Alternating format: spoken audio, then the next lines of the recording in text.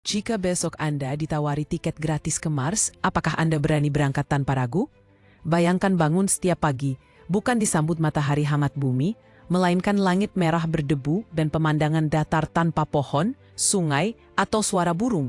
Inilah gambaran hidup di planet Mars, tetangga terdekat kita yang selama puluhan tahun jadi bahan impian para ilmuwan dan penjelajah antariksa. Tapi pertanyaannya masih sama, bisakah kita benar-benar hidup di sana? Mari kita bongkar satu persatu kenyataan sains di balik fantasi ini. Mulai dari yang kasat mata, Mars memang cukup menggoda. Diameter planet ini sekitar setengah bumi, dengan satu hari Mars hampir sama panjangnya, sekitar 24 jam 37 menit. Tapi masalah pertama muncul saat kita bicara udara. Atmosfer Mars sangat tipis, hanya sekitar 1% dari atmosfer bumi. Zat utamanya, karbon dioksida, bukan oksigen. Dengan kata lain, menghirup udara di Mars sama saja seperti mencoba bernapas di luar angkasa. Jika ingin bertahan, manusia harus memakai alat pernapasan atau tinggal di habitat khusus yang benar-benar tertutup rapat. Tantangan kedua adalah suhu ekstrim. Mars memang tampak cerah, namun suhu rata-rata di sana sekitar minus 60 derajat Celcius.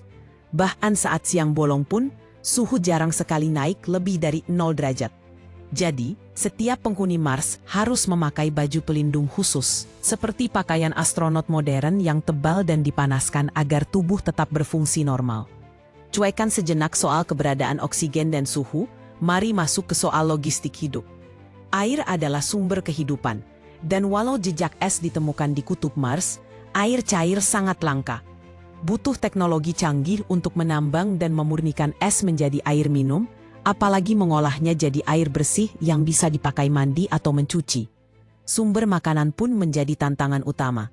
Tidak ada sawah atau ladang di Mars, tidak ada hewan ternak berkeliaran. Segala kebutuhan gizi harus dipenuhi lewat logistik yang dikirim dari bumi atau dengan menanam tanaman dalam rumah kaca tertutup. Itu pun dengan menyiapkan tanah khusus, pencahayaan buatan, hingga daur ulang air dan udara yang efisien. Masalah lain datang dari radiasi matahari. Di bumi kita aman berkat pelindung alami dari atmosfer. Mars sayangnya hampir tak punya pelindung seperti itu, sehingga radiasi ultraviolet dan partikel kosmik membombardir permukaannya tanpa ampun. Solusi, hidup di bawah permukaan, membangun rumah-rumah bawah tanah, atau menutup permukiman dengan bahan pelindung khusus, supaya radiasi tidak merusak tubuh dan DNA manusia. Selain kebutuhan fisik dasar, aspek psikologis juga tak kalah pentingnya. Bayangkan hidup di tempat yang hening, jauh dari keramaian, hanya ditemani beberapa orang untuk bertahun-tahun. Kesepian, kebosanan, dan tekanan mental jadi tantangan baru.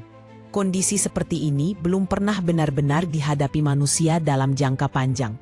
Pasti dibutuhkan latihan mental, hiburan, komunikasi intensif dengan bumi, dan sistem pendukung psikologis untuk menjaga semangat para penghuni Mars tetap stabil.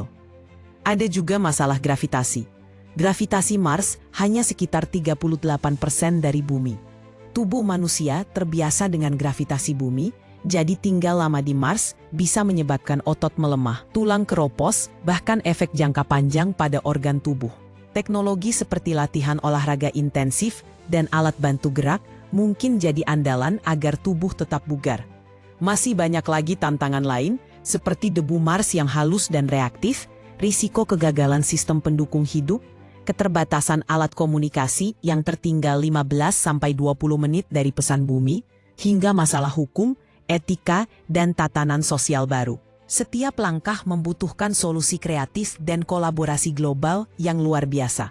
Namun bukan berarti tidak ada harapan. Saat ini, berbagai penelitian, simulasi, dan uji coba sudah dimulai. Para ilmuwan dan insinyur tengah merancang habitat, sistem penanaman makanan, serta teknologi pendukung hidup yang makin hari makin canggih. Tak sedikit juga orang bermimpi ingin menjadi warga Mars pertama, membuktikan bahwa dorongan manusia untuk menjelajah tak bisa dihentikan. Hidup di Mars bukan sekadar soal fisik, tapi juga mental, teknologi, dan tekad untuk beradaptasi. Lewat cerita ini, kita belajar bahwa bermimpi besar itu gratis, tapi mewujudkannya menuntut kerja keras, akal, dan semangat kolaborasi seluruh umat manusia. Jadi bisakah kita hidup di Mars? Jawaban paling bijak, suatu hari nanti, jika semua masalah ini bisa diatasi, kita mungkin akan menyambut pagi di Mars. Namun untuk saat ini, bumi masih jadi rumah terbaik yang kita punya. Yuk terus bermimpi, sekaligus menjaga bumi sebaik-baiknya. Kalau kamu diberi kesempatan tinggal di Mars, berani nggak? Tulis jawaban dan alasanmu di kolom komentar ya.